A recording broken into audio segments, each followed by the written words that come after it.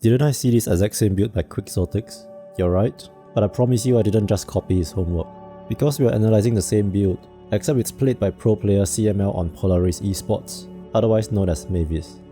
Mavis played Clinkz across various roles, mostly as a 5 support. Right now you're probably cringing at the thought of a calcium deficient skeleton on your team poking the enemy offlaner, while dreading a time when the corpse could do nothing but watch you get slaughtered. And there are such situations where it feels like you'd rather just have a normal CM or Witch Doctor or something. But on games with the Solar Crest and Phylactery combo as support Clinkz, Mavis is, as of writing of this post, 9 wins and 6 losses. And since Faith Pian also mentioned getting wrecked by Pos 5 Clinkz, there should be a lot of merit to this. And I think Clinkz maybe it's a good hero, but teams just no time to try it yet. I played some pubs and some Pos 5 Clinkz just beat me too hard. Did you say Pos 5? Did you say Pos 5? Yeah. Very good. I've been saying Pos 5 Clinkz is good for so long, and I just got a TI winner saying it's good. Alright, But before we look at those games, there are enough changes to Clinkz that even the official Dota 2 hero page don't show new abilities, and Wikipedias aren't even updated to follow the new abilities. So, we should reread all of his skills and pretend that he is a new hero, instead of just assuming that he is still the same type of long-range hero that buys Maelstrom BKB and Pew Pew like the other 1000 we already have in Dota. The short version is that Ice Rock seems to want Clinkz to play more around his burning skeleton archers, giving him more of an identity aside from being the same hero as other range carries with a skeleton skin. After all, Dota is already losing in the waifu department compared to other games, and if you can't add waifus to your game, the least you could do is make the ugly skeletons unique and fun to play. So to start off, to create burning skeleton archers, you have Death Pact, which is now your third ability. At level 3 it gets a second charge, and also allows you to eat level 6 creeps. It no longer gives damage, but instead creates a maximum of 1 Skelly-Bro at the place of the creep. The health bonus is now fixed at each level. Like before, you can also eat a Skelly-Bro. Skeleton Walk is now your ultimate, with a Q duration and movement speed buff and a low cooldown of 18 seconds. Summons 2, 3 or 4 skeletons beside you depending on the direction you are facing at level 1, 2 and 3 respectively. Much like normal skeletons, these archers are brainless. You can't select them to attack a target, so you kind of have to enable auto attack for summons units in the settings. Skelly Bros have your main hero's attack range and 20% of his damage. Things like Empower and Vlads don't increase their damage, but draw aura does. Aghanim Scepter grants you the Burning Army ability to summon 5 skeletons, which theoretically is ridiculous for sieging considering the range. And with 3 abilities to make skeletons, your 3 other abilities buff you and your Skelly Bros up. Tar Bomb, your second ability, is a low cooldown unit targeted AoE spell that deals a small amount of magic damage on impact, and also tells your Skellies to attack the target. Enemies in the Tar are slowed and take additional damage from Clinkz and his archers, and this also affects buildings. Most importantly, the cast range of this is 1000, which is quite ridiculous. Strafe, your first ability, is the boring buffing ability giving attack speed and attack range for Clinkz and the Skelly Bros. Then finally, Burning Barrage is now an Aghanim Shard ability. It is a channeling nuke that uses your attack damage that also douses enemies in Tar Bomb. And now that we finally know what his abilities do, we can see some advantages for Clinkz, supported by real game evidence that Mavis played. Churn and Enchantress are very popular right now. Death Pact being a basic ability with charges means that you can shadow these junglers very easily and destroy their impact. This remains true even if you play it as a support. With the XP changes and removal of Tome, Clinkz is also very useful for quickly taking jungle creeps, especially away from your opponent. Then there's Phylactery, which we know is the repository used to store the life force of a Lich.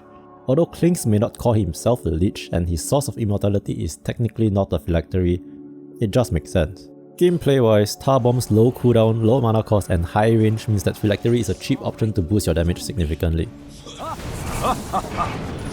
Not a good look for me. Another put down. Dire's middle tower is under attack.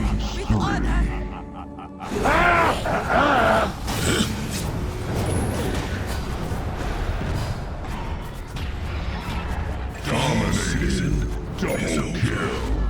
The additional slow also makes sure that the enemy can stay in the Tar area longer for you or your Skelly Bros to do more damage. And as a support, your starting items isn't much different from your typical long-range harassers. Tangles, Blood Grenade, cheap stats, sentries, and stick if the lane is good for it. Throw Tar Bomb and right click the shit out of your opponents. Unblock camps and pull. Stack and pull. So cure runes for your mid. Standard support stuff. The burst of heal from Death Pact can make you pretty tanky.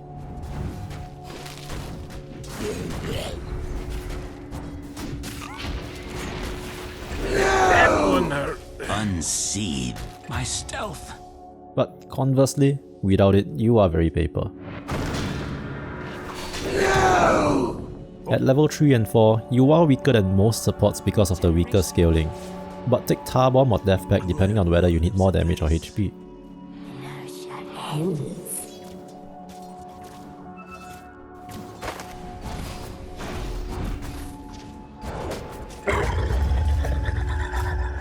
You make perfect.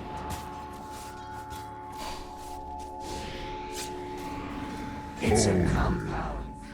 By level 7, you generally want 3 levels in Death Pact for the second charge and ability to eat level 6 creeps, 1 level in your ultimate, 2 levels in Tar Bomb, and 1 level in Strafe for the extra damage. Otherwise, the skill build is rather flexible. Items wise, you want to get Phylactery, but because the build up for the item is pretty bad for supports, getting Solar Crest first will generally give you a smoother transition out of the laning phase. You play like your typical invis supports like Bounty Hunter or Nyx, scouting ahead so your team can flow up. Dire's middle tower is under attack. You can do a lot of damage on your own and have a lot of move speed from Skeleton Walk, so of course you should try to sneak into enemy territory for their wisdom runes. But in games where you feel behind, going Phylactery right after Medallion should let you have more personal impact in fights. The pain. The pain. Blessings. Double kill. Death Pact makes you really tanky. Just remember that you have 2 charges and can eat your own Scalibros.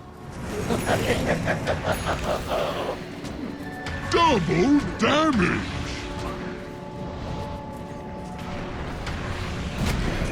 Monster kill. Nothing could look at me.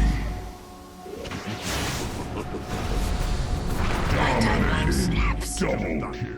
If you've managed to survive, you and your Scalibros should be able to do a lot of damage. And by this time in most games, congratulations, you're now just another carry for your team. Buy Desolator or Aghanim's or whatever items you need. Getting the shard later on from Tormentor also allows you to clear creeps very fast. The obvious question then is, okay, but what if we just play this as core? And what do you know? Mavis played Clinkz as core too, going straight for Phylactery in this case. He played it across all 3 core lanes, but it isn't all that different playstyle wise. Nothing fancy, just focus on getting last hits and surviving. If you get a good setup, you can get kills easily. Don't run off. Death of a fawn. The advantage of being core is that you can pressure towers much more effectively. Radiant's bottom tower is under attack. The earlier Phylactery timing doesn't change much of your play compared to support, except you require less help in securing kills. Radiant's middle tower is under attack. This battle isn't over yet. Instead of farming for a long time like in previous patches, you can and should join fights pretty early, since you have pretty good early damage. I'll have the brisket. Oh, what I miss? Looking for me. Radiant's top tower is under attack. I fall to the 7 hells. My blades and my mind are as one.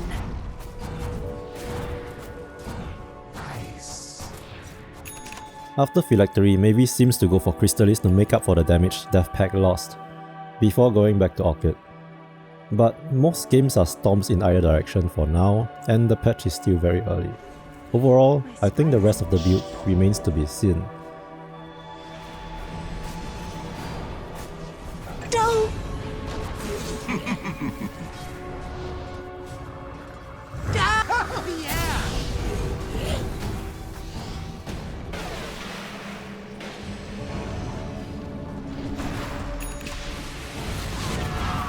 Perfect location.